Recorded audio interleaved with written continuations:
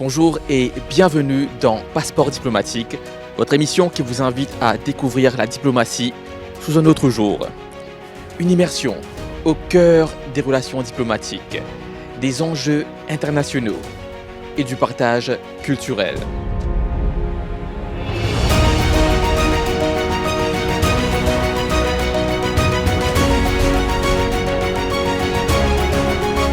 Cette semaine, nous sommes à la résidence de l'ambassadeur des États-Unis à Maurice, où son Excellence, l'ambassadeur Henry Jardine, nous reçoit. Ambassador, and thank you for having us today. Bienvenue, la case. How would you summarize the role of the United States Embassy in Mauritius today? Well, Nicholas, first of all, thank you very much for the chance to talk to you and to talk to you a little bit about the work that we do here at the embassy in Mauritius. And for me, I think very much our role is an important role in being that point of contact, that source of communication between Mauritius and the United States. But I also like to think it's not just about the relationship between the governments, which is very positive, but it's the people of Mauritius as well.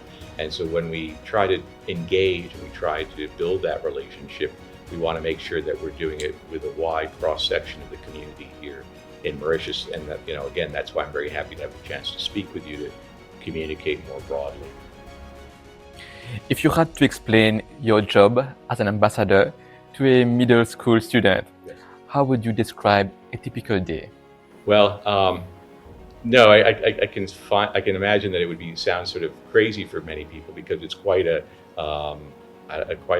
diverse range of things that we do on any given day. I, for instance, can be here speaking with you, or I could be interacting with a non-government organization, a community organization, or I could be meeting with a government official. So every day is sort of an adventure.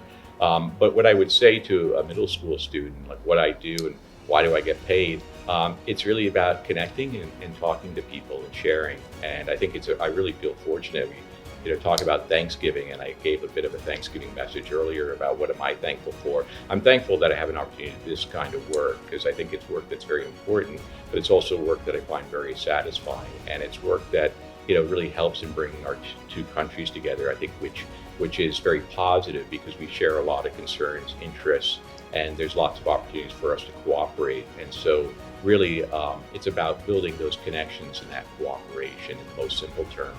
But again, going back to the point that there's just so much diversity of activity, programs, engagement, and the things that I do, so it's never very boring. I'm always quite kept sort of very active and excited. What would you say to a young Mauritian who dreams of studying, conducting research, or launching a startup in the United States? No, I mean, I would say, go through, follow through on those dreams. It's very important. We think about the United States as a land of opportunity, as a place where people have come from all over the world. It's a place that many people, everybody has come from somewhere. All our families have come from somewhere. My family came from the United Kingdom, and I'm a first generation American. And it's because of their dreams to have a better life, a better experience, that they made it possible for me to achieve what I have achieved in my own life. So for any Mauritian that was thinking about going to the United States, I'd say, follow that dream. The point about the United States, it is a country with many opportunities, much potential, and we have a really amazing range of universities and colleges, about 3,900 that are there, and they can provide programs on anything that you can think of, from the latest cutting edge technology, computers, but also in areas of history, culture, arts.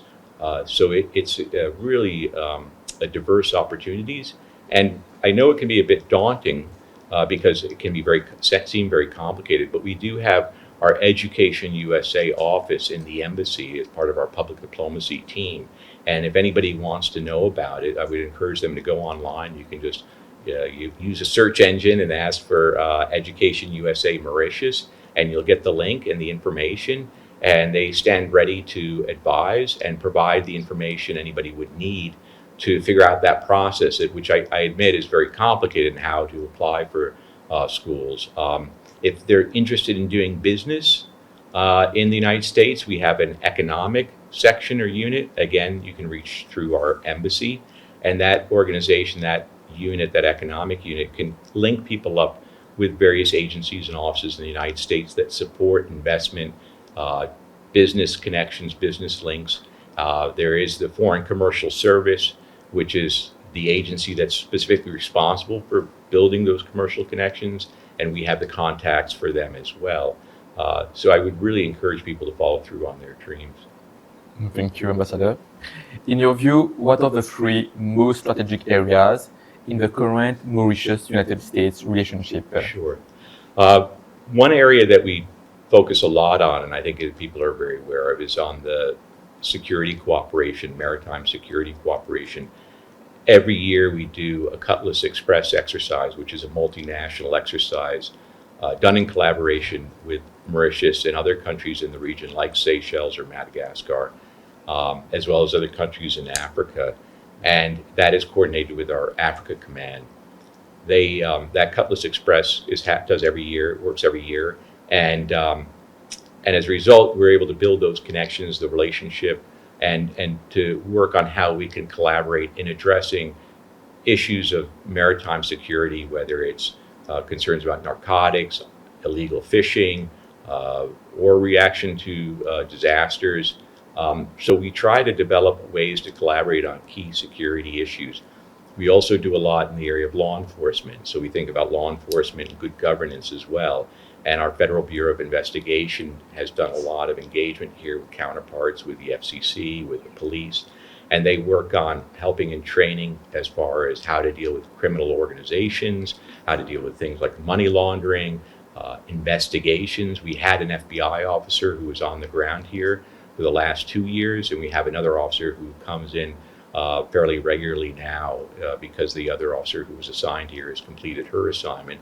We have another FBI officer who's doing regional responsibilities and has been on the ground for the last 2 weeks.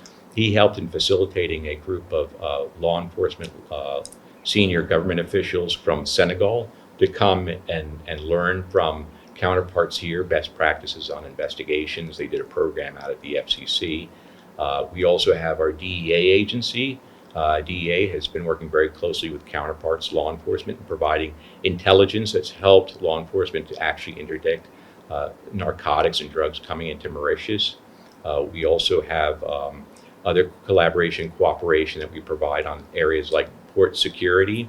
And so our customs and Coast Guard officers will come in periodically and help on issues like port security. So there's that security law enforcement piece, but then there's also the economic commercial piece, and we're very focused on that as well. We had a business summit here back in 2024, and we're looking forward for a very big business summit, U.S.-African business summit, that's going to be happening in July of next year in collaboration with the Corporate Council on Africa, which is like a big chamber of commerce of U.S. businesses interested in investing in Africa. And Mauritius is going to be hosting that, and that's going to be a huge program with potentially thousands of representatives from various businesses and governments in Africa and the United States coming out to Mauritius. We also arrange for businesses that are interested in different sectors to go to conferences in the United States or in the region. For instance, NLIT, which is a program or trade show that takes place every year in Africa, in South Africa. And we worked with EDB to put together a delegation of businesses interested in renewables and energy to go to that. So we work on those kinds of areas of collaboration in order to build the commercial relationship.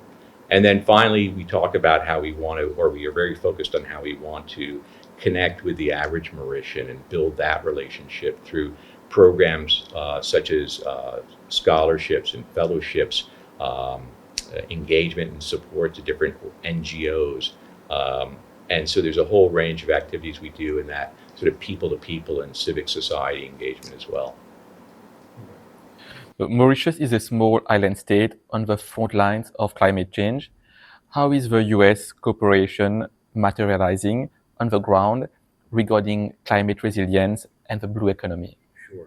Well, on the issue of climate resilience, we're already seeing impacts here at Mauritius with changes in weather patterns. You've seen instances where there's been very dramatic heavy rains that have come up suddenly, and there's been significant flooding in Port Louis as an example of where you're already seeing some impacts of what's happening with changes in sort of weather patterns that we see here. So that in one area we try to work with Mauritius on is in building sort of sustainability and resilience and the capacity to respond to these changes. And so, for instance, this year our U.S. Corps of Army or U.S. Army Corps of Engineers, sorry, I reversed that, but with the U.S. Army Corps of Engineers is the leading agency organization in the United States that does a lot of the sort of civil engineering in the United States. For instance, they have built the levees in Louisiana to help protect New Orleans and other low-lying areas in the United States from flooding from the Mississippi. So the Army Corps of Engineers is our really premier agency for looking at these various responses to sort of dramatic changes in weather. And so they sent a team of experts out, some of the leading figures, to come and talk to counterparts here to do an assessment of the infrastructure, offer recommendations. And they will continue that engagement to see how we can help in responding to what are the engineering design responses to the challenges that we're seeing with climate. Because again, I think Port Louis is very susceptible to heavy flooding. It doesn't require much, and with some of the storms and weather patterns that we're seeing, it's happening, it appears to be more frequently. So that's one area. There's also, in that disaster and resiliency planning, we had experts from the Pacific Disaster Center come and provide training and expertise on how the United States is supporting countries in the Pacific, similarly situated islands that are also responding to these dramatic changes in weather, and also how the United States is dealing with it, because the PDC is based in Hawaii, which, much like Mauritius, is a volcanic island that's out in the ocean, and it's dealing with very significant changes, as we've seen with some of the recent issues with fires and heavy storms. And so those experiences they're sharing, and also the Center for Excellence for Humanitarian Disaster Relief had prepared and has provided a very comprehensive handbook for disaster management and planning. So that's one area, looking at the climate and resilience. The other area you mentioned was blue economy, and we see a lot of potential for Mauritius in the area of blue economy because we've brought experts out here to talk to counterparts on how to leverage opportunity in that area. And it was fascinating to me because I had a chance to talk to this individual, Jason Heckathorn, and he's a CEO of a significant aquaculture company. And the thing he said that was really interesting and left sort of a lasting impression on me was the fact that often countries like Mauritius will focus on what are traditional industries, and they're land-based. And the irony is what Mauritius actually has a lot of is the water, and yet the focus is on how to leverage for economic opportunity the land, when it should really be focusing on the resource it has the most of, which is water. And so he's provided advice to the government here. He's talked to local organizations. And his recommendation, one that we've been encouraging the government to look at, is providing those enablers. In other words, looking at opportunities to do the basic research for identifying markets or those kinds of, say, if you're doing aquaculture, what species would be most conducive to commercial development, what areas to do the research and identifying the zones that are most receptive to commercial development, and then providing financing and support to help those entrepreneurs move their ideas forward. And I was really fortunate, actually. I had a chance to go out to see the, was it Femme Marine de Maibor, which is out in the east of Mauritius.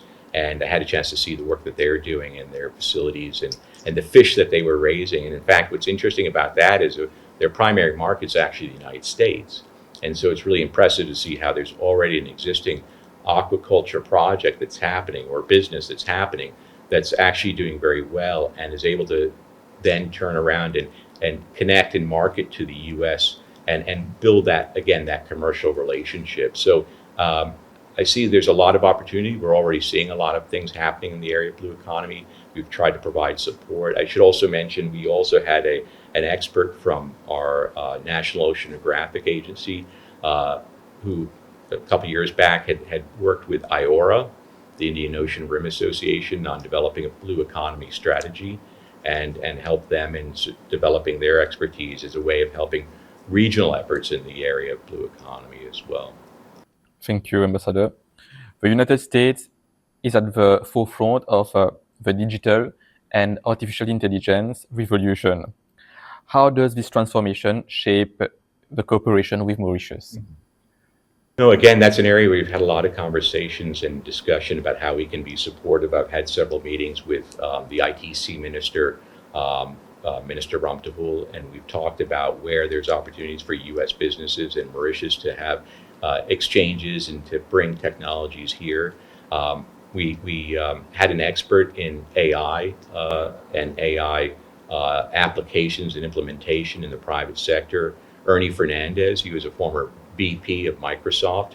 He'd come out in collaboration with MIOD, the Mauritius Institute of Directors, and they did a range of programs with him.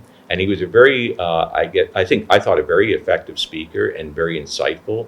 And what he was talking about was how, practical ways in which companies can integrate AI into their ongoing practices, as well as what are the enablers or what is the regulatory or legislative framework that the government needs to put in place to facilitate these new technologies. I know that there's often concern about technology. It always cuts both ways. Any technology that can do good potentially can do harm, and it brings a lot of concern and sensitivity. The challenge is not taking a zero risk approach to it, because again, you will then not be able to take advantage of the opportunities, but also recognizing what the risks are. And from the U.S. government's perspective, the hope is that working with the private sector to work out what are the best practices, to work out what are the appropriate guidelines. Countries like Mauritius can come up with a framework that allows for AI to be used in a way that benefits, obviously, the Mauritian people, that benefits the development of the sector here in Mauritius, doesn't stifle it, but acknowledges that there may be some risks. How do the United States envision their cooperation with Mauritius on energy security, especially in developing renewable energy? Well, I think from the U.S. perspective, it really helps if it's private sector driven. In other words, it's more likely to be successful, sustainable, and develop more effectively if you do it from a private sector perspective. In other words, you provide the conditions that allow for that investment. We did, back in 2024, host a business summit here and brought a number of representatives from businesses, from different businesses, different sectors, but there were also a number that were involved in renewables and looking at opportunities for renewables. So one of the things we've been trying to do is facilitate that, bringing in technology, expertise, and businesses that could help in this environment to bring their product or expertise as it relates to renewables. And then again, as I mentioned earlier, we've been trying to facilitate those business relationships through taking Mauritian representatives and businesses to programs either in the US or in the region. And so more recently, as we've done over the last few years, is we've taken delegations from Mauritius to NLIT, which is the premier industry conference in renewables, and it's hosted in South Africa. So representatives from EDB, other businesses here in Mauritius went and had a chance to speak to some of the leading businesses involved in renewables. So that's another area where we've been trying to encourage that effort. The other thing I would just say, we're also trying to sort of walk the walk in our own way as the U.S. Embassy. We are, you may be aware, constructing a new embassy compound that's in Mocha near Bagatelle.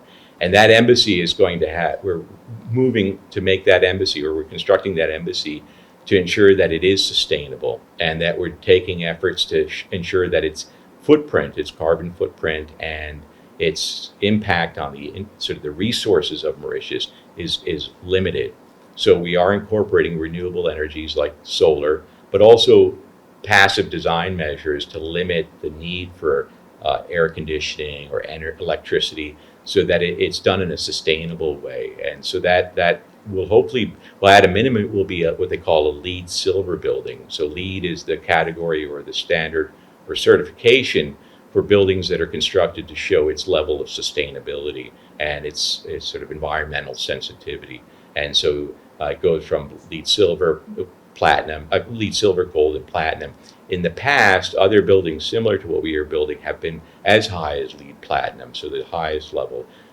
The target is for us is LEED Silver. It could be higher because we're also incorporating efforts at water harvesting, water use reduction, use of planting of endemic plants so that the need for water or other inputs is more reduced.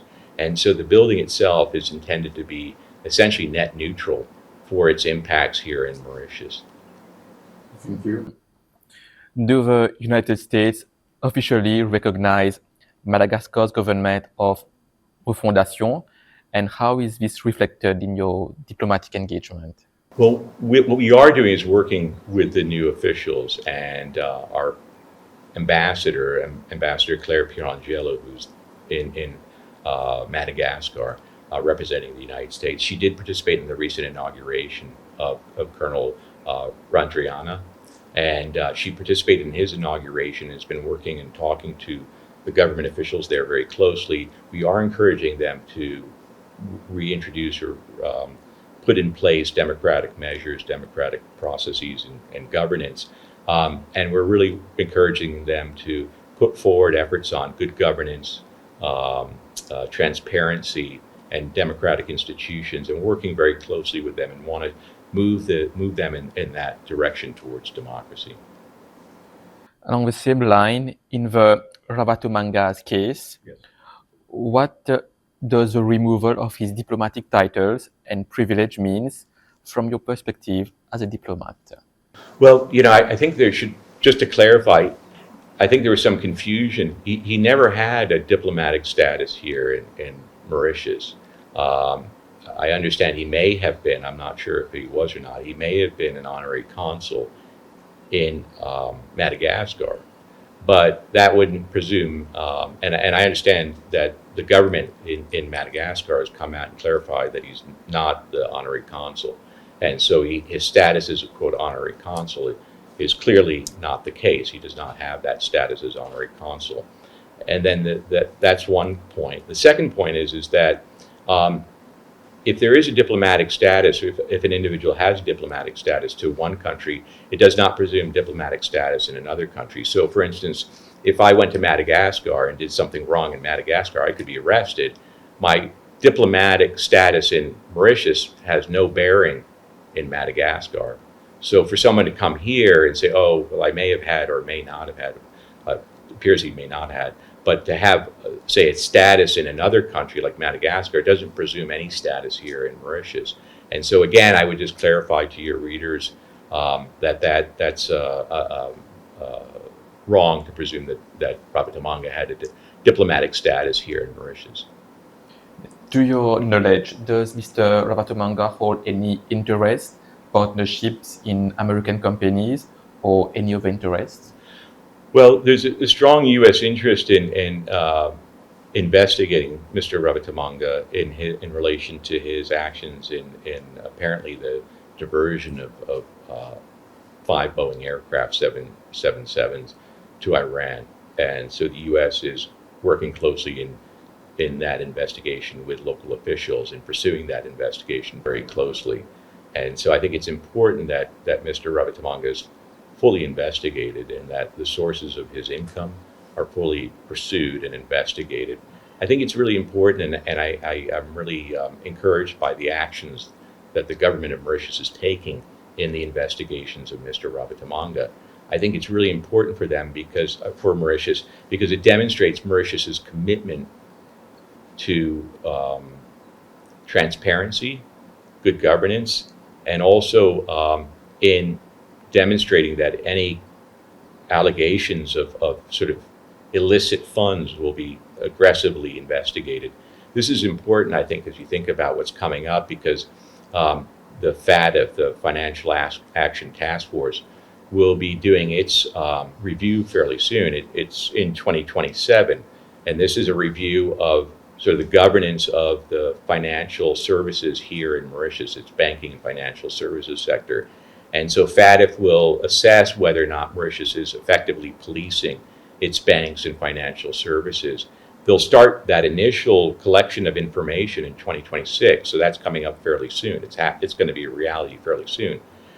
I think what Mauritius is demonstrating through its aggressive investigation of Mr. Rabato Manga is its commitment to the principles that FATF is going to be looking at. It'll be a strong message to FATF, the Financial Action Task Force, that Mauritius is in fact seeking to maintain good governance of its financial services and banking sector. And I think it'll be a strong message to FATF. So I again encourage the Mauritian government in its efforts to understand what's happening, to get to the bottom of this, and to really investigate what appears to be very serious potential financial fraud. And by doing that, it'll send a message globally that Mauritius is managing its financial services and banking sectors responsibly, and is really it's a positive thing for Mauritius to be able to demonstrate. So again, very much appreciative of the efforts of the Mauritian government to pursue this. To conclude on the spirit of Passeport Diplomatique, Oui. could you share an anecdote that reveals behind the scenes side of diplomacy? Well, sometimes diplomacy can be very sweaty, is what I would say. No, I've been really fortunate here, because one of the things I've been really focused on is I think it's important to get out of the office, and obviously we're doing our interview here in a very nice setting, but the real connections are literally out on the street and connecting with people and sort of a day-to-day kind of experience. And it can be hard, because I think we're really in this job, you really want to, you're sort of drawn into these very formal interactions, whether it's the government to government, businesses, or these kinds of interviews. But really, it's important, I feel, for me and for my team and for the entire embassy to get out. And so what we've done over the last few months is actually bicycle around Mauritius. And it's a little bit of exercise, and it's good. I guess it's sort of a healthy way of doing diplomacy. So we've been bicycling around. We've recently done two trips. One is from Mapu up towards Rampar, or towards Rampar and Roche Noire and that area. So basically from the west all the way across to the northeast. And in that time, we had a chance to meet with the district council in Mapu. We had a chance to see one of the historic cultural sites, where the monument to Paul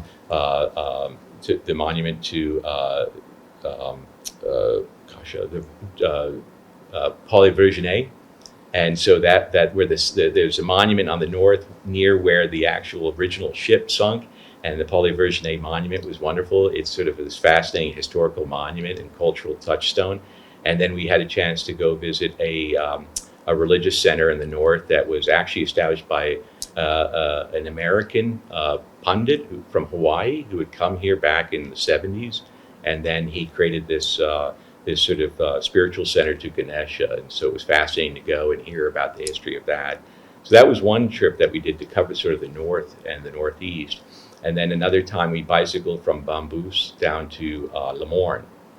And so that was great, because when we did that, we had a chance to go to the Le Morne historic sites and see the old cemetery that's there of some of the early community, the post-abolition community that was established in Le Morne after the end of slavery, and had a chance to see that cemetery there.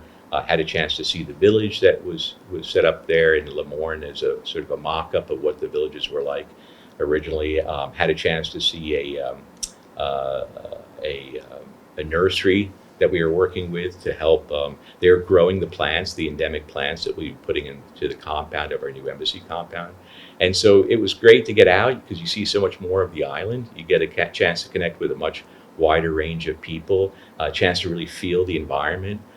And so for me, that was really a wonderful sort of behind the scenes experience of diplomacy, not the typical diplomacy you think about in an office or in a conference room, but the diplomacy that makes a difference in connecting with people, which I think is really what the diplomacy I like to do and what we really want to do here in Mauritius. Thank you very much, Ambassador, for your time and for this great exchange. Thank you. Well, thank you very much, Nicholas, and thank you again for the opportunity to speak to you and to the audience out there, and to make that connection. again, this is so much what I think is what I want to do as a diplomat, and what our embassy wants to do is really to connect with the people of Mauritius.